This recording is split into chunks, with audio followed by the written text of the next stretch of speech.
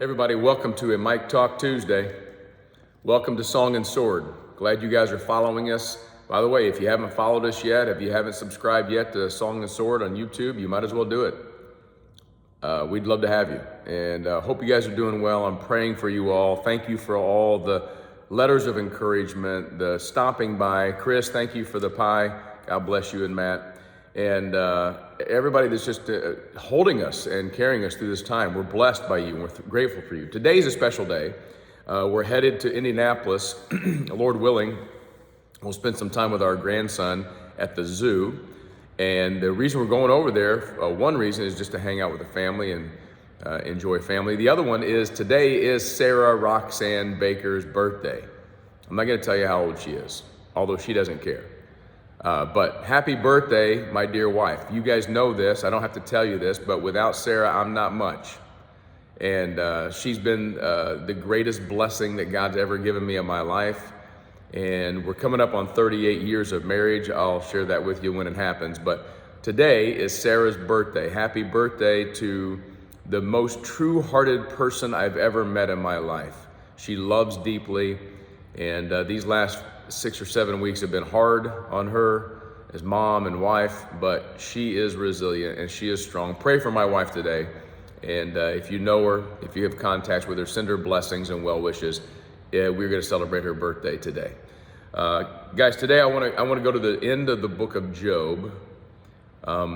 If you remember the story of Job, Job is 42 chapters really of the most unbelievable story in the world about how God works in the eternities and how Satan can influence that, and the pain that Satan can inflict on us. And I don't have time to go in. It's a deep theology, all the book of Job. But here's what we learn from the book of Job is, why do good things happen to bad things happen to good people? Why do bad things happen to good people? Well, there's two answers. First of all, we're not really as good as we think we are. And Job learned that.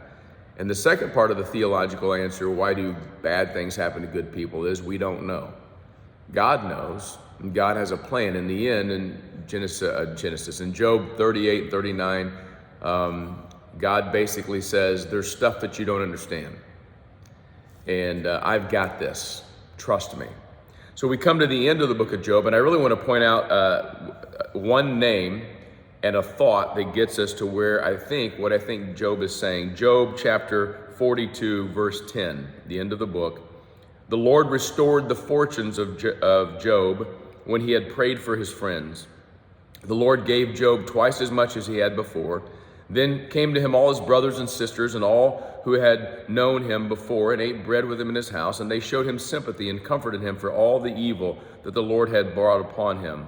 And each of them gave him a piece of money and a ring of gold. And the Lord blessed the latter days of Job more than his beginning. And he had 14,000 sheep and 6,000 camels and 1,000 yoke of oxen and 1,000 female donkeys. He also had 7 sons and 3 daughters. And he called the name of the first daughter Jemimah, we would say, like the good pancake syrup, but Jemimah.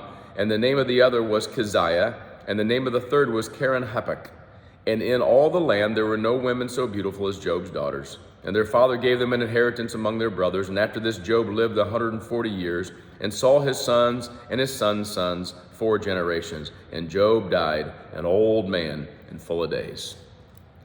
Well, there's so many things I could share with you with this story of Job. Number one, Job lived 140 years after this tragedy hit. Here's a lesson for you today. Just because you're in the middle of hard times right now doesn't mean that that's going to be the end of the story. He had 140 years of great life after all the pain and suffering he went through. So think about that today. Also, understand that God has a plan for blessing in the end. It should bother you when it says the Lord blessed the latter days of Job and comforted him after all the evil the Lord had brought upon him. We know that the Lord does not bring evil upon people, but he allows evil to happen because we live in an evil world. And so, guys, you just have to understand, sometimes God's not going to step in, and I don't understand it, and I don't like it, but he has a plan. And his plan is always to get us through the pain to blessing. That's what this is about. This thing's not about 6,000 camels and 1,000 female donkeys. Who cares? I mean, I don't care about donkeys and all the livestock he had. But God's going to take us through the hard times, and he's going to get us to the good. And the name of his daughter, his oldest daughter, I've always been intrigued by. Jemimah in the Hebrew language means day by day. And I'm reminded often, you know what we have? We have one day. We have this day. This day is fragile, and this day is a gift. So let's just live Jemimah today, day by day, trusting that whatever pain we're in today, God will bring us to blessing, and also trusting the God who's in this day. God bless you guys. I hope you have a great day. Bless you as you have blessed me. Peace.